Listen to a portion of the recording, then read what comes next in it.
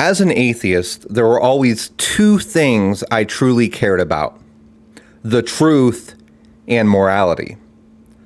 The first thing that really got me asking serious questions about my atheism was the subject of morality, and it was caused by other atheists.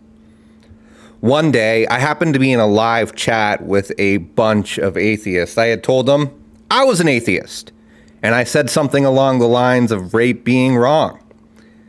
The other atheist happened to know quite a bit about philosophy and told me that rape wasn't actually wrong, only subjectively wrong, and that atheism couldn't justify objective morality. I thought this was the most absurd thing I had ever heard. Rape was wrong. I knew that. Everyone knew that. How could atheists say otherwise? They told me about Hume's guillotine, which shows that an ought cannot be derived from an is. For example, just because my house is green doesn't mean in any way that it ought to be green or purple or any color. How a thing is has nothing to do with how it objectively should be or how it ought to be. So they told me this, and I set out to prove them wrong. I studied the subject of morality and Hume's guillotine and tried for about 4 years to justify objective morality within an atheist worldview. It simply cannot be done. Here's why. First, you have to ground, as in provide a foundation in reality for objective values. Values are what make a thing good or bad. How can atheism justify assigning objective universal values, like good, bad, to random actions? Simply can't. Even if it could, where do the obligations come from? Why ought we do good and not bad? In atheism, there is only is. And so there can be no objective oughts. There can be no objective ought giver. So atheism has no way around Hume's guillotine. There is absolutely no way to justify saying that an objective moral standard exists. Where on earth would that come from? An objective moral standard that is immaterial and above humans, which we are all subject to somehow. The idea of such a thing is absurd in atheism. Then you have the problem of human dignity. Where do humans get dignity from in atheism? If humans are just animals, then what objectively gives us more dignity than dogs, ants, or bacteria? What is the trait that would actually give humans some type of moral worth above some animals that wasn't totally arbitrary? There is none. Needless to say, after 4 years of trying to justify objective morality without God, I totally failed. Still, to say rape is wrong, but that's just my opinion, was absurd. I never believed it. The next crucial part of my story happened one day whenever I realized I was being a total hypocrite in my epistemology. Epistemology is the theory of how we can know things, and I believed that all knowledge comes from sense data. If I could see it, smell it, touch it, I believed in it. This is called empiricism.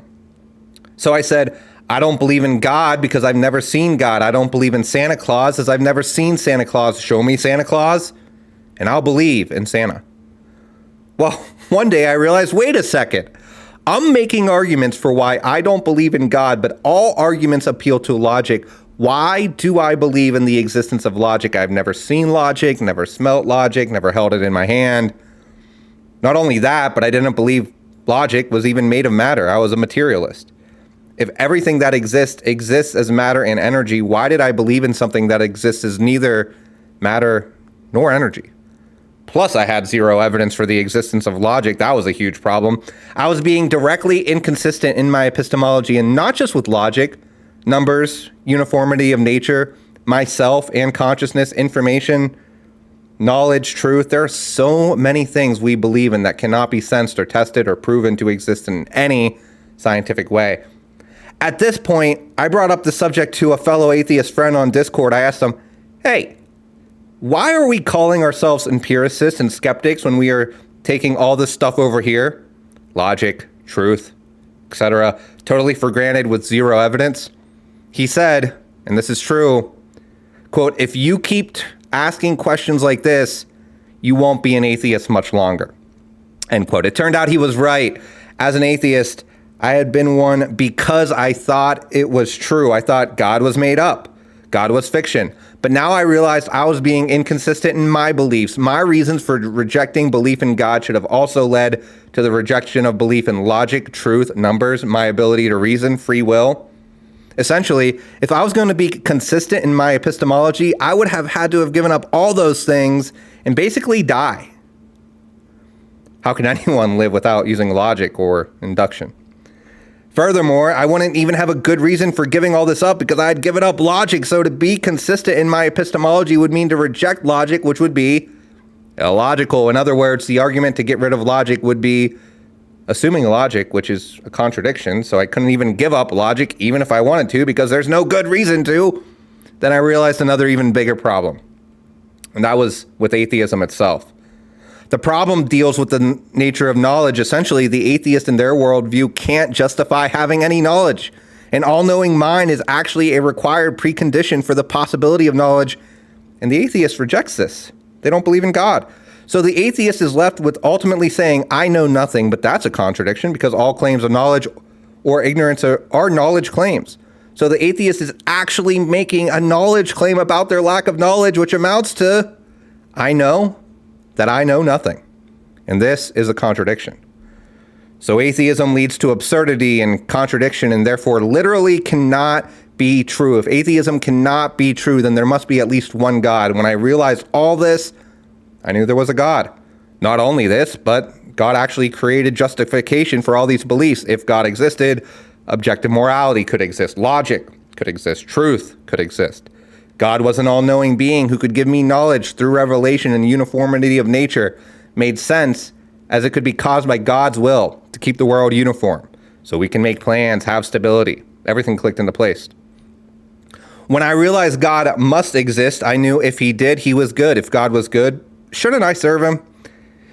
Shameful to admit, but I waited 3 entire months to get down on my knees and give my life to God. I wanted to sin more, and I had an enormous ego, frankly.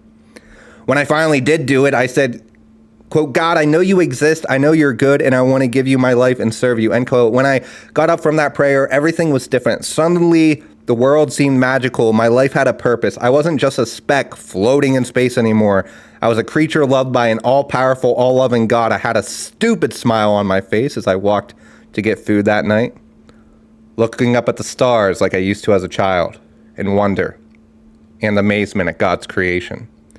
Soon after that, I heard the gospel of Jesus Christ, how I was a sinner, how I deserved to go to hell for my sins, which I had committed against a perfect, holy God. I learned how God loved me even though I was his enemy, and how he sent his son to this terrible world where he lived as a man like me, but he lived this perfect, sinless life, and then he died for my sins and the sins of the world in the worst way imaginable, all because of his love for us. He then conquered death and rose on the third day so that all who believe in him as their Savior would not perish but have everlasting life with him in heaven. Suddenly, the gospel, which had never made sense to me. I knew it was the truth, and I was a Christian. Since then, God transformed my life. I no longer have any desire to smoke, drink, watch degenerate films, be mean to people, upset them. I don't even watch porn anymore, which is an absolute miracle. God changed my life. He turned me from a bitter, proud, selfish jerk that no one liked into someone that genuinely cares about people and wants to do the right thing, even when no one's looking. I'm not perfect, and I never will be. But I love Jesus, and I have peace and real joy now. And I know where I'm going when I die. If you're an atheist or unbeliever hearing this, I want you to know that I love you, and I would love to talk to you about Jesus anytime. At Darwin to Jesus on YouTube and X. Darwin to Jesus. It's testimony number 38 in our Atheist to Christianity Convert series. Awesome testimony. Christ is King, every knee will bow. Absolutely.